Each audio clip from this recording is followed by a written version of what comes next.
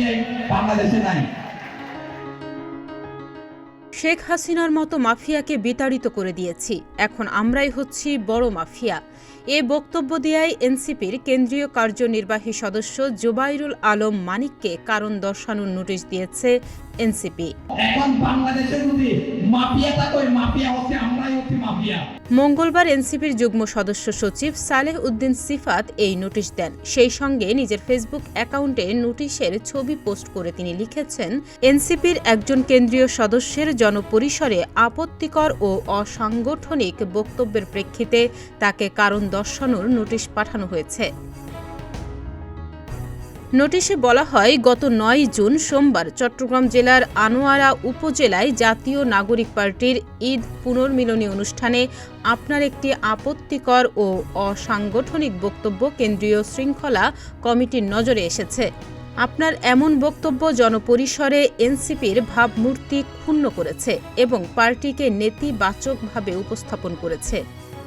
এ অবস্থায় সাংগঠনিক শৃঙ্খলা ভঙ্গ ও পার্টির ভাবমূর্তি ক্ষুণ্ণ করার দায়ে আপনার বিরুদ্ধে কেন সাংগঠনিক ব্যবস্থা গ্রহণ করা হবে না, তার যথাযথ ব্যাখ্যা কেন্দ্রীয় শৃঙ্খলা কমিটির প্রধান জনাব আবদুল্লাহ আল আমিনের নিকট আগামী ৩ দিনের মধ্যে লিখিত আকারে প্রেরণ করার জন্য নির্দেশনা দেয়া হলো। আমরা পয়েন্ট টেবিলে ফিরে যাব। আমরা যখন ১৬-১৭ বছরে একজন মাফিয়াকে হরাতে পারছি। এর আগে গতকাল ৯ জুন চট্টগ্রামের আনোয়ারা উপজেলায় এনসিপি আয়োজিত ঈদ পুনর্মিলনী অনুষ্ঠানে প্রধান অতিথির বক্তব্যে জুবাইরুল আলম মানিক বলেন, আমরা জুলাই অভ্যুত্থান সফল করেছি। বিগত ১৬-১৭ বছর কেউ এ নেতৃত্ব দিতে পারেনি। এটি একটি রাজনৈতিক বিপ্লব।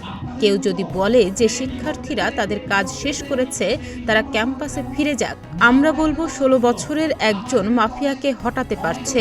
আমাদের বুঝ দিয়ে আবার যদি কেউ মাফিয়া হয়ে উঠতে চায়, আমরা তাদের বলবো, এখন বাংলাদেশে যদি বড় মাফিয়া থাকে, আমরাই হচ্ছি বড় মাফিয়া, আমাদের চেয়ে বড় মাফিয়া নেই।